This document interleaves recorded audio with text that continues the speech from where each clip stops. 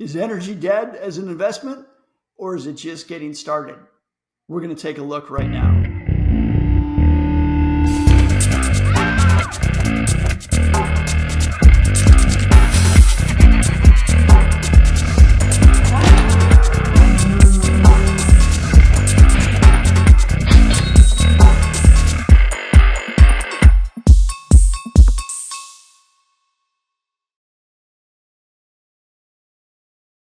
Is energy dead, or is it poised for growth? We'll take a little look at that today. Could be pretty interesting, but right now, this is a tweet from Energy Headline News. It's a few days old, but they follow Jim Cramer, and Cramer said, "I've sold everything oil and gas." So if you're a big believer in Jim Cramer, maybe you want to sell everything oil and gas, but you're kind of ignoring a trend in that there are a lot of people who follow Jim Cramer's advice online, especially one called Inverse Cramer on Twitter. And what they've all found is if you do the opposite of what Cramer says, you tend to do quite well. And this is a meme sort of making fun of that trend. This is from that movie, The Wolf of Wall Street, where Leonardo DiCaprio plays Jordan Belfort. And Belfort would go to these seminars, selling seminars, and go up to people and say, "Sell me this pen." Well, Jim Cramer's bearish. That's enough reason for me to buy that pen. Anyway, oil is struggling a little bit right here. It's roughly about $60 a barrel. So it's got some downward momentum right now. And if you look at it from a global perspective, well, from a global perspective, oil is sort of in the range of what we'd expect. It's not, certainly not overvalued. It's not really undervalued. Now, it could continue to head on its downward trajectory that's been on for a while now. But if we enter into a global recession or some event like that, if you look at the global financial crisis, COVID-19, everything like that, oil got well below $50 a barrel. So if it's at 60 a barrel right now, it could have some downside from here for sure if things slow down. But there are some headwinds that I think we need to talk about. Now, the one thing we want to do is kind of compare it to the US dollar. So what you want to do is watch the dollar, because if the dollar, it's an inversely correlated to oil.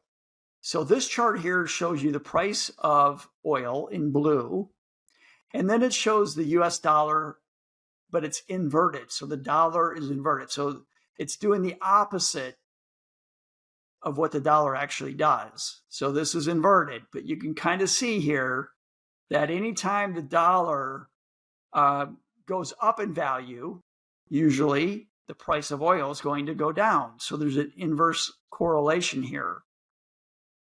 And if you think about it from an investing standpoint, that kind of makes sense. If the dollar is getting stronger, that means you, as a dollar holder, can buy more goods and services, including oil. And conversely, if the dollar loses value, it's going to cost you more to buy all your goods and services. So right now, the dollar is definitely heading south.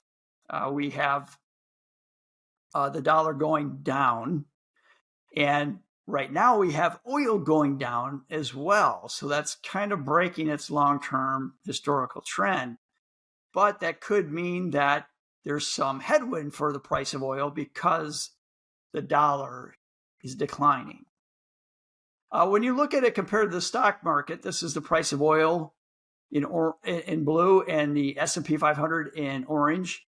Not a huge correlation so much, but you have to remember the price of oil does affect stock prices in so many ways. When the price of oil is going down as it has recently, that's actually pretty good for the stock market. When you consider how much oil is used in the production of basically every good or service that we've got. It's not just shipping products from the producer to the end store. It's also used in everything. I mean, it's used in fertilizer.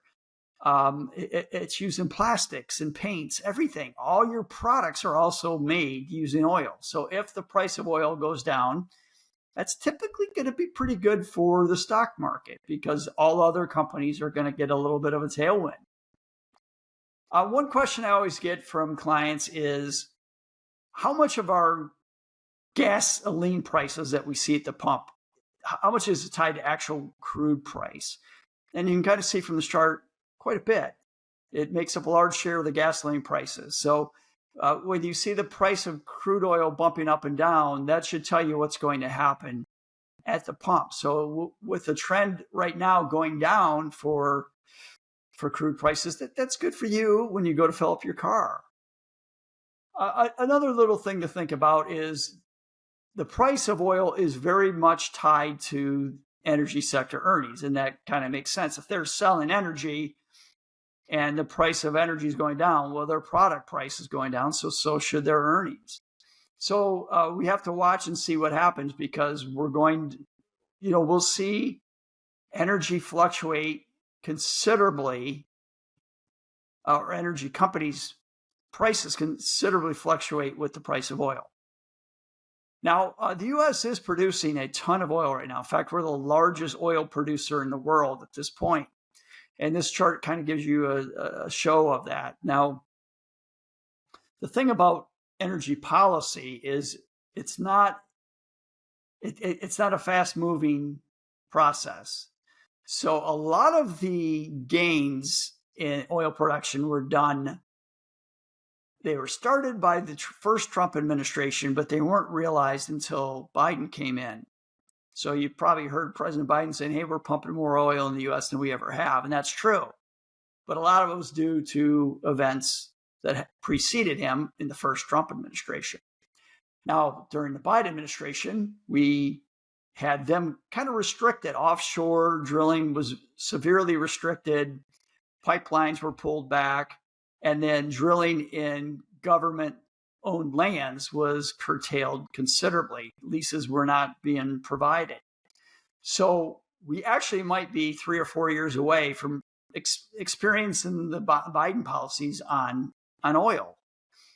So that's something that could have an impact on energy prices and actually end up being a tailwind to the price of energy and the earnings for energy companies. Now, this chart kind of shows you the oil production in the Permian Basin.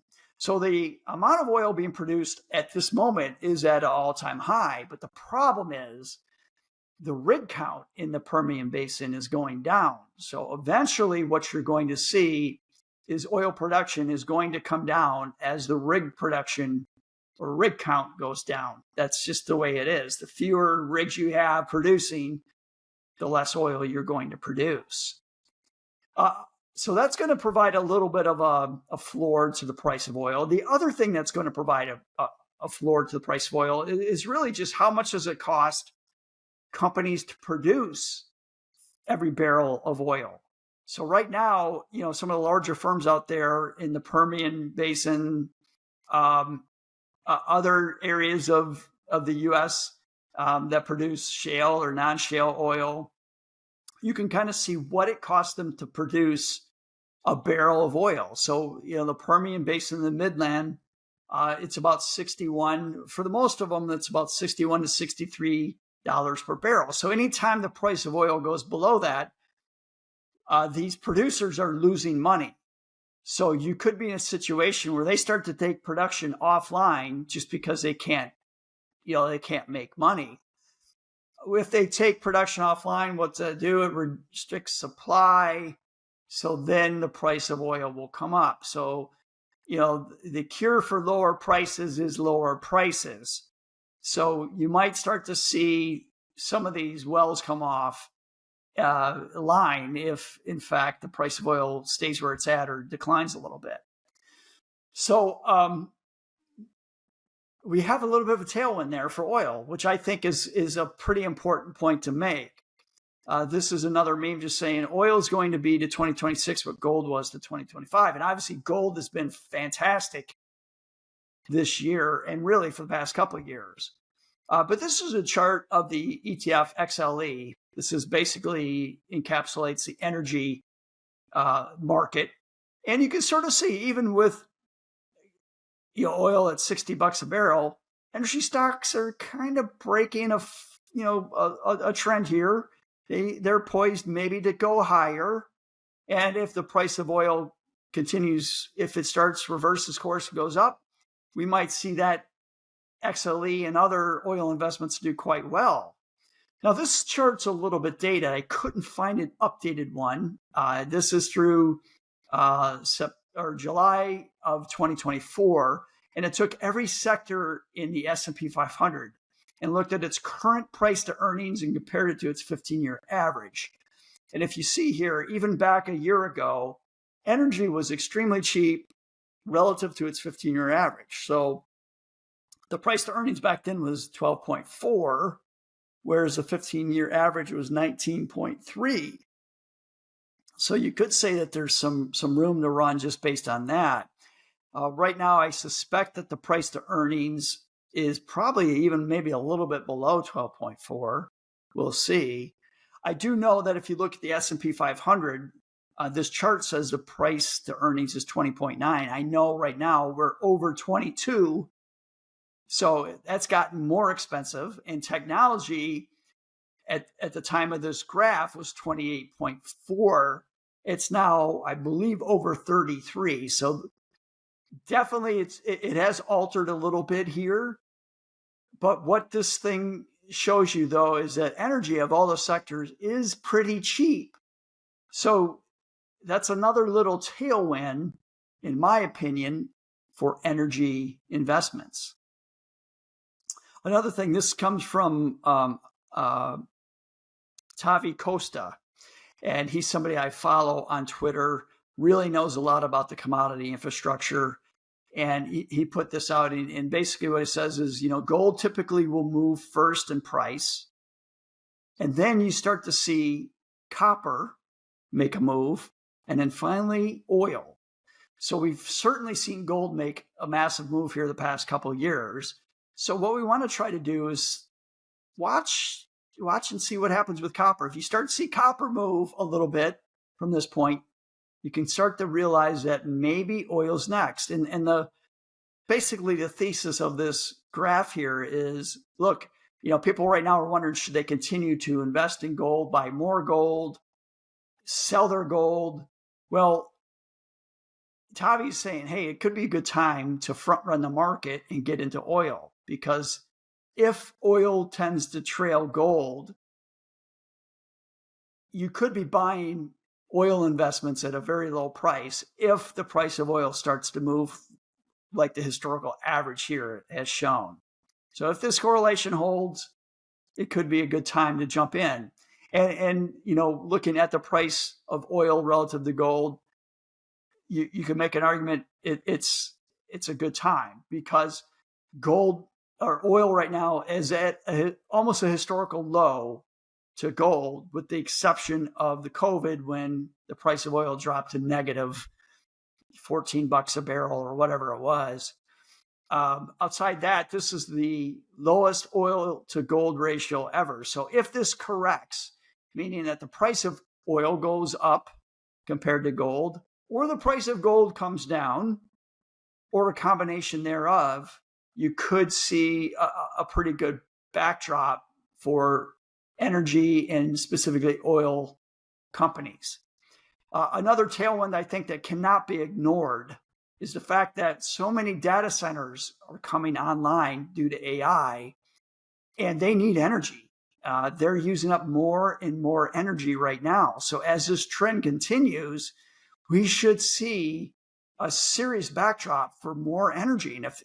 And if we need more energy, well, everything from oil to natural gas to solar, wind, uranium, nuclear, everything's going to have a huge backwind to it.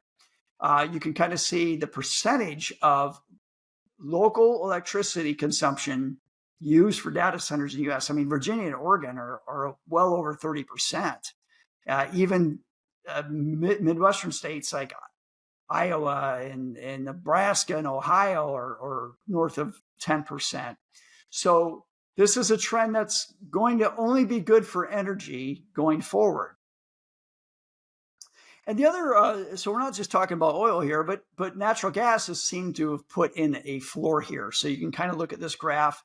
It's certainly not a very bottom, but it is kind of met a trend line and has bounced up. So that's a good thing for natural gas. So it could be a good time to start adding to holdings that focus on natural gas. And of course, I think a longer term trend here that I've talked about in the past and continue to talk about is nuclear energy. So we're on pace right now for a historic high in 2025 as far as the use of nuclear energy. And I think this is only getting going because with AI coming on board and generally just more emerging markets developing, we're going to have a demand for energy. And nuclear is lowest density energy source out there. And it is completely renewable and free from any kind of CO2 emissions. So it's one of these that it's a clean energy, very energy dense, and it's cheap relative to the other energy sources.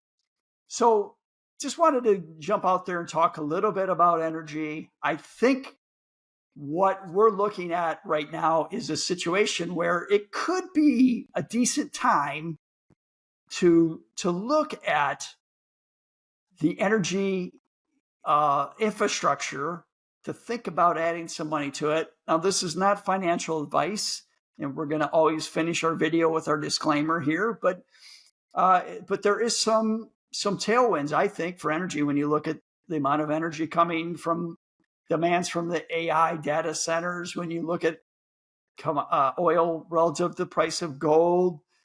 I think there's some tailwind here, and I think it could be a good story here over the ensuing few years. I don't know what'll happen here in the short term, but it's definitely something to look at if you're a value investor.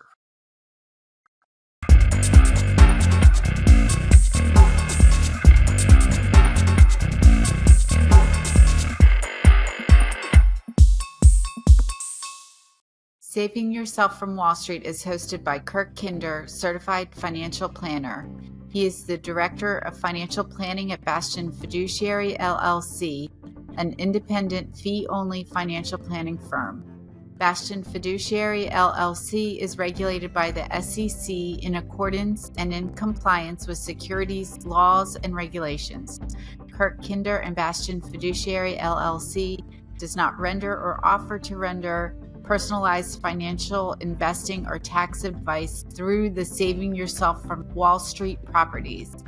Information provided is for informational purposes only and does not constitute financial, investing, tax, or legal advice.